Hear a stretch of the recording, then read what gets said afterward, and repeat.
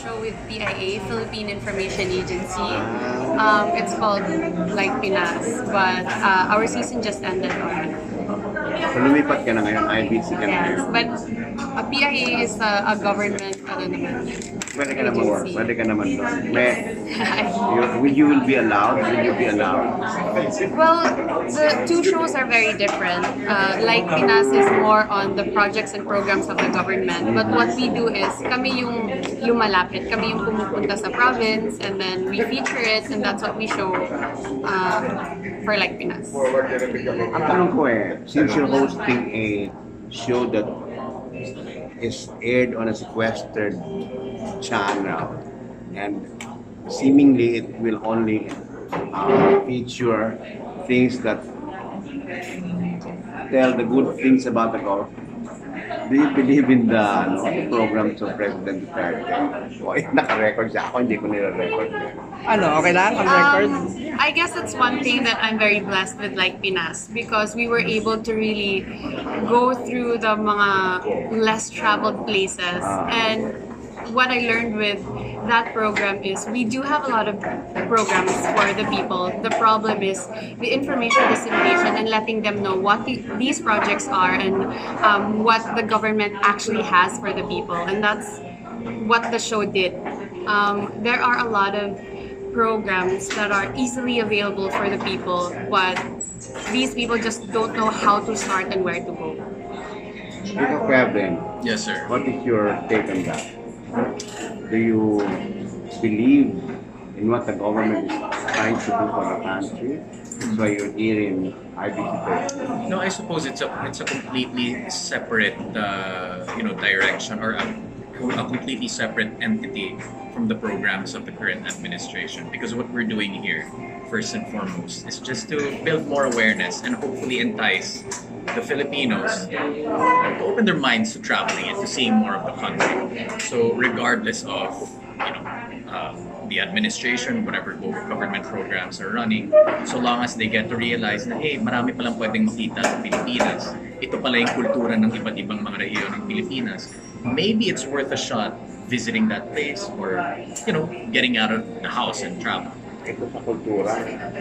Ini-involve nyo ba ang local government when you tour a city or a place, or do you rely on The concept of the program is yung mga tao na, With Cooltura, I think we partner with tourism, the tourism office and the local government also. okay. So I think also because sila yung nagpipitch in ng stories on ano yung kailangan i-feature if I'm not mistaken. Yeah, so I think this is different from Kris's experience in her previous program because this does not necessarily come in direct. This is not directly tandem with whatever projects the government has ongoing. So, like any other travel program, I suppose it's similar naman with the others where usually our media outfits partner with the local tourism boards or the stakeholders in the tourism industries like hotels, resorts, restaurants. So, this is completely independent from the ongoing projects. Kasi there are shows na they just ask for or nag-heads up lang sila sa local government na hey, we're doing a travel show. And then yung mga tao na ang nag-show around sa kanila, who show them around. Pero kasi pag government, syempre, iba naman din yung mga tourist spots. Siguro ang kadalasan pinapakita nila yung kilala ng mga tourist spots. Unlike kung ang itatap ay yung mga tao talaga, they might be able to give something new or to show something new. I think that's one thing we're very lucky with our writers and researchers that sila yung they really research well on what the province or the city needs, kung ano yung kailangan pa ng i-promote, and that's what they choose also with the help of the tourism, the local tourism and the local government of the place we visited. Yeah, in line with that, if I were to add anything there, it's very nice to be able to put together a team like this because We have a group of professionals in each of their fields. We have media professionals, and kami ni Kris, we're not just on-screen talents, but we have good tenure in the form of travel media. So instead of just presenting, at least may mga sarili din kaming inputs on what's there to see, what's there to do. Saan, anong pwedeng mapuntahan dito sa bansa. So yung mga pupuntahan nyo, napuntahan nyo na before? Ganun ba? Which one was the last one? For Antipolo, in some places I have been to already, but there are places that were new to me also. Yeah, not necessarily. In fact, a lot of the places that I've been to during our previous shows, I have been to the first. I've been to the first time. And I suppose that's part of it. It's part of the job to be able to explore new places and to discover new places. So some places, it's a good mixture of time-tested things na, okay, ito yung pinifeature namin, kilala ito sa lugar na ito. Itong isang pinifeature namin, upcoming or emerging tourist destination. So with that balance, I think it's a good mixture. Nako-compare niyo ba how different it is touring the country to touring a country abroad? Of course, it's very different. Yung napuntahan namin is more for nature. It depends siguro on what your goal is when you travel. But we went to Antipolo and it's mainly for nature, which I enjoy. Also, it makes you realize how blessed we are with what we have in other countries. It's very different. It's a case-to-case basis. It depends on what you want to see. Every country is different. Every place is different. It depends on what you want to see lang siguro. Yeah, and one of the fundamentals when you travel really is, or the importance of traveling, is really to build perspective. So, if you're someone who has not traveled outside of the country yet, before you do so, kung naka-travel ka man sa iba't ibang lugar sa Pilipinas, that's gonna give you an idea of, hey, this is what the Philippines is about. And then it gives you a point of comparison when you visit other countries in the future. Conversely, kapag mas abroad naman yung tina-travel mo, when you take the time to go around your own country, marirealize mo pala na, grabe, ito pala yung meron sa sarili kong bansa. So it gives you perspective and education. Kaya ko yung tinanong kasi may mga Pinoy na nagta-travel who think na mas bongga mag-travel abroad kaysa sa sarili nilang bansa. What do you think of that mindset? It depends kasi on what you want to see. For me, sometimes I do travel abroad because some places here in the Philippines are not very easily na parang it's easy to like Palawan. I haven't been to Palawan because from where I live in Cebu, I have to fly to Manila and then have to spend like another day to fly to Palawan, or depends kung saan sa Palawan na gusto mong puntahan. But it depends on what you want to see also. But for me, I'm very lucky because my family is from everywhere in the Philippines. We visit families, so we get to travel also. I've been to a lot of places here in the Philippines that inspires me to travel more in the Philippines also. Aside from Sagada, Baguio, and maybe Tagaytay, meron bang lugar sa Pilipinas na malamig naman puntahan? This one. What's This is Bukidnon, Dahilayan Adventure Park. Malamig sa Yes. Bukidnon. It's a I very, stayed very there beautiful for place. 5 years. 5 years? Bukidnon. Talaga po. What's to see I was there? assigned there What's in for 5 Bukidnon? Bukidnon is this place is called Dahilayan Adventure Park. It was developed by I was in a former Pangansukan, congressman, Pahes. He developed the whole place and made it into a park. You can do a zip line, you have different activities like the plunge. I think one movie was also shot here with, I think it was with Casey. And now, sobrang dami ng activities because he keeps on developing the place to make it more exciting para pabalik-balik yung mga tao. Adventure tourism ba yun? Yeah. So this time of the year when Manila is hitting 40 degrees, sa Bukidnon ay what? It's still like I guess it's like Baguio. It's still cool. The nice thing about it is if you go to Dahilayan, we usually drive from Cagayan and you pass by Del Monte, Oh, the farm. So you can see on both sides the pineapples, mga ganyan, and then you reach Dahilayan. Recently, an airline company opened the parang flights to Marinduque yata. Are there other places that you think should be open then? Sobrang daming places that they should open flights. It's also it's to invite the local tourists also to travel and really enjoy the Philippines. Kasi ang sobrang daming places na talagang pwedeng puntahan sa Philippines. Iba-iba kasi dito sa Philippines. Like, dito Dahilayan, you see, it's a bukid. You can enjoy the view. But then it's not also so far from the beach, and you can go to an island. If you travel to Cagayan, you can take a van, which what I did just recently. I took a van from Cagayan de Oro, and then a boat to Camiguin with a beautiful beach also.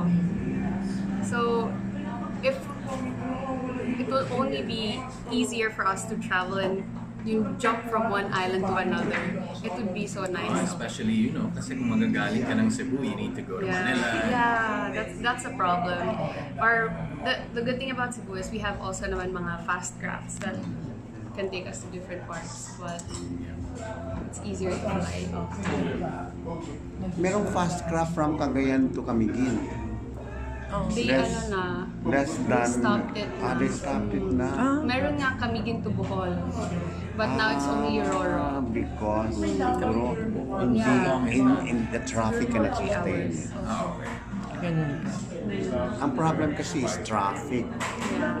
Pag ang traffic mahina, yung mga service na ganyan, tinitigil nila. Oo, yun nga. Kaya yan, I went to Camiguin before using by plane from Cebu. Using the shorter plane, Yung propeller. yung mga maliliit na planes. Cessna. Oo.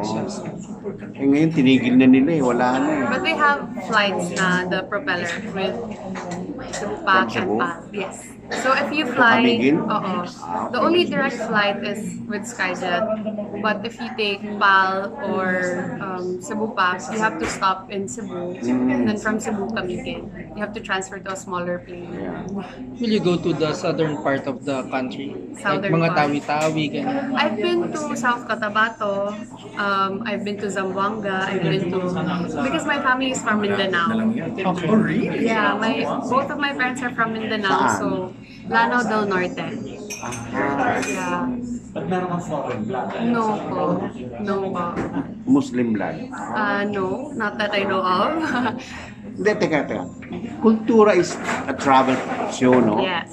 But parang ang context nito is you also show the culture of the place that you go to. So, paano nyo na-fuse yun sa travel? Kasi siyempre, like for example, in Mindanao, ang daming cultural groups dyan na hindi na, not many Filipinos know. Kailangan ng research. Yan. Yeah. So, paano ninyo i-fuse yun doon? Kunyari, you go to Bukidnon. Merong tribe dyan sa Bukidnon eh, na yung Kaamulan Festival, sila yung center of attraction dyan. So, kailangan may explain dun sa tao yun kung ano yung bakit sila binibigyan ng importante sa ano. Yeah, that's the beauty of this format. Kasi, for example, if you want to know about a certain region in the country or a certain culture, napakadali lang naman i-search yun online. But the thing what we're doing is, that's why it's also travel shows, because we go to different parts, we travel to different parts, and we give you an experiential tour. And to put it roughly, an experience of these places that we visit. So be it through their local cuisine, their local practices, their festivals, yung art nila, pamumuhay nila, yun yung pinapakita natin. Parang mahirap yung ganyan show. There's definitely a lot of research involved. Oo, matrabaho yun. So matagal wala kayo sa Maynila most days sa isang buwan? No naman, for this one, we just traveled to Antipolo and Rizal. So, balikan lang yung shoot namin. But sa mga coming Kailangan ba nandun kayo sa episodes? lugar? We haven't Yes, definitely. landed yet. Kasi We're gonna meron see akong how alam na show na hindi the first nagpupunta season sa goes, and I hope you Tinitape guys lang. like it. We hope that you guys will love it, Sa lugar, so we can then they write feature the more script, places and then na he's the worth script to writer. see talaga here in the Philippines. Yeah, he's been doing that for Susan Cano. For Susan Cano, he's the writer of that show. I did that before because I couldn't travel there myself because of Yeah. prior engagement. Pero I mean, supposedly, ideally, nandun ka kasi ikaw dapat makapag-experience ng pinupunta. Defeats the purpose. But the So you were Tagalog show na yun, ha? yes. so you were writing a travel show pero hindi ka pumupunta? Hindi, ganito yan. Nung Susan goes there, Pag may time siya, wala yung most team of the na- time wala siya. yung team. Susulat, Susan will just sit down and run. Right. Lalagyan namin ng mga ano yan. Read. Kunyari, Mindanao ang ulok, no? So sabihin ganyan, yung Tagalog yun, ha? Kasi ito ka kami sa bukid noon, ganyan-ganyan, Kamulan Festival. So, video na yun. Pwede naman ganyan, it's just a matter of editing. At hindi naman offensive na hindi siya nagpunta. Kasi hindi naman yung sinasabi hindi maganda. Oo. Sinasabi naman niya yung character and traits at yung qualities ng mga festival. Kasi nagpunta talaga yung team Yeah. to shoot doon. You write also the script. Yeah, you write also the script. No, for this one, hindi po ako nagsusulat. Pero my previous programs, ako rin po nagsusulat. But for this one naman, we have on-cam na mga Tawa ka ng tawa nito. what do you call it? On-cam na mga ad-libs. So, Yeah, there's an outline of what we have to say, but then we also have liberty to react. Sinong audience nyo dito? Young people? Foreigners? we try to target as many as possible. We don't, for me, I don't want to limit it. Kasi right now, it's just so easy to travel. We would want to help people understand how it is, na parang it's not a challenge to travel anymore, and hoping na this will invite the local tourists to choose the Philippines. Kasi meron din naman, there are so many things to see also in the Philippines. Would you encourage going to museums then? I noticed kasi yung mga travel shows dito, they don't promote that. Diba? Culture yun eh. Oo. Diba? Will you do that? And are there enough museums? Or are there museums sa bawat lugar? I myself don't know. Mayroon na rin mga Yeah, with this particular Dapat, style in the program, museums are incorporated into the features. Kasi there are other programs, as you might know, na more focused on adventure. Oo. Right? Others probably cuisine. Pero ito, it gives importance also to the culture in the Dapat. form of visiting museums, Oo.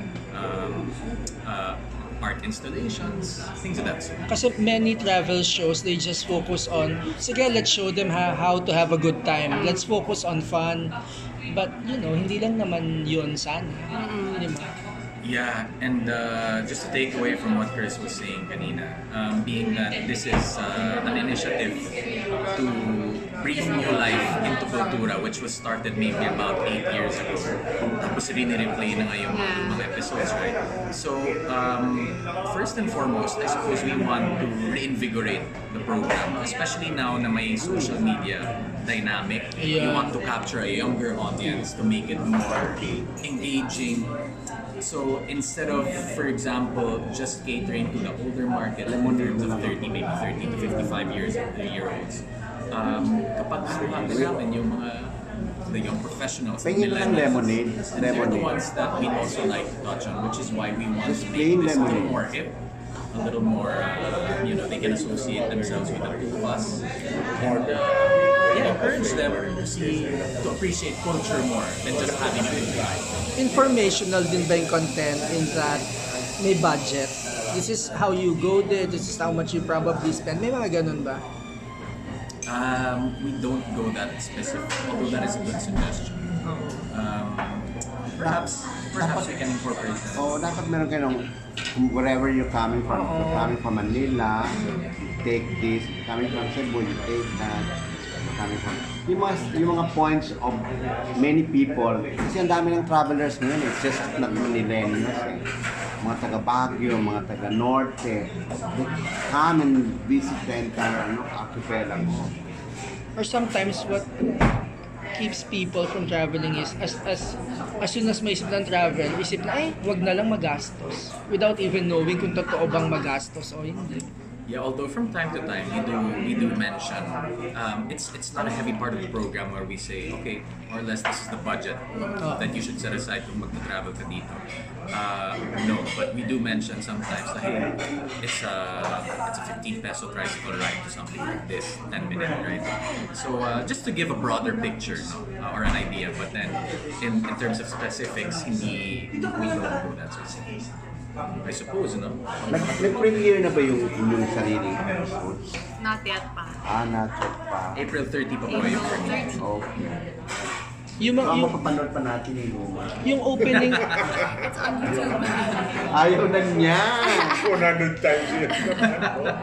yung opening ng schools, I think inusog na to August. August? Do you think kailangan ding iusog yung time ng pag-promote ng government sa peak ng traveling sa Pilipinas just to take into consideration na talagang itong buwan na to sobrang init, but just because we're used to traveling sa ganitong buwan, parang nakasanayan na, you think that should change? For me kasi, there shouldn't be a specific date or time kung kailan ka magta-travel. It's when you can, while you can. Go for it. Yeah, Go I mean, for I'm it. not saying skip school so you can travel, 100%, but it's I think mas na-enjoy mo kasi when you're mentally prepared and physically prepared than just setting the date na parang we need to go here. Ito talaga yung date na pwede nating puntahan. We have no other choice, ganyan. So, then it goes back na parang, yun na. I would always suggest na travel when you can and while you can. Guys, this is Rose Garcia. Hi! Kevin Lapena. Miss Bataan siya dati, pero very beautiful. Are we going to see the most glamorous resorts? Yung those things. We visit resorts. Aspirational travel, ika nga. restaurants, but It's not luxury travel kasi we're it's not luxury travel. So I suppose if it's relevant to the place that we're visiting, kailangan talaga yung resort, then I suppose we should check it out. Pero the most extravagant And maybe I missed it kanina nung nag-uusap kayo. Saan nga pumapasok yung culture part? Like traveling is gala, diba? You see places, you check it out, pero saan pumapasok yung culture?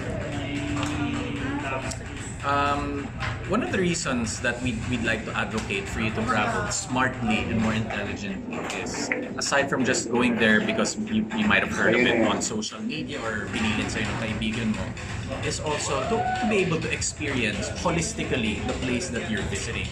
So kung binisita ka sa lugar, try mo naman yung pagkain nila. You appreciate naman their local form of art or whatever form of leisure they So, have. Miguel, That in itself is the culture of the place.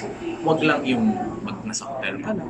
Because that defeats the purpose. Paano mo sabihin sa mga audience na kailangan mong i-try ang pagkain ng mga lugar na hindi sila pamilya?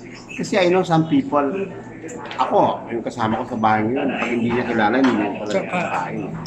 So how do you convince? Ako, nahirapan ako mag-convince sa Especially now, it's growing now in the form of social media where before you purchase something, before you travel somewhere, Google mo muna yun or i-YouTube. Reviews. Diba? Maghanap ka ng reviews. Now being that experiential yung platform namin, maipapakita namin sa mga viewers kung ano nga ba ito. Let's say, one of the experiences I've had is I got to try fried ants, hunting. So initially, hunting yung mga malalaking langgam. So kung nakita mo naman yun sa menu, hindi naman yan yung unang i-order mo. Diba? But once you get to see someone actually eat it, you get to see it through video, and you see someone talking through the whole experience, maybe it's going to make you more comfortable to actually try it. But sometimes reading reviews lessens the value of the experience, no? Like, parang bang nirehearse mo na lahat sa utak mo na by the time you go there, it's like wala nang Ako nga, wonderment. ilang beses na ako pinaglan sa Vienna. Try frogs legs. Frog legs, frog legs. I can't. No matter what they say, it's sarap. No. It's in the side here. Yung Yeah.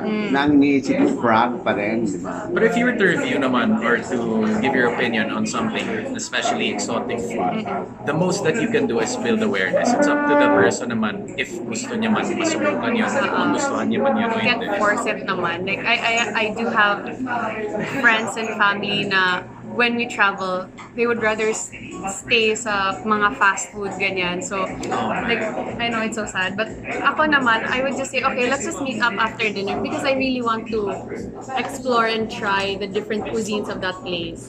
Dapat ipakita nyo sa camera na kumakain kayo. Yes, we do have, Pinapakita naman. yeah, we do have segments Hindi like lang that. sinasabi. Will you do Manila? Manila, I think we have plans. I think it's in the pipeline. Yeah. We Oo. have plans of doing Manila. Kasi di ba lagi ang iniisip parang, Like outside. oo, parang anywhere but Manila. But maybe, Yung maganda nga dito is we're starting from proximity. So, Yes. yung pinakamalapit sa center, which is Metro Manila. Wow. And then, I think we will also eventually include Metro Manila. I was starting Thank you. ng ano,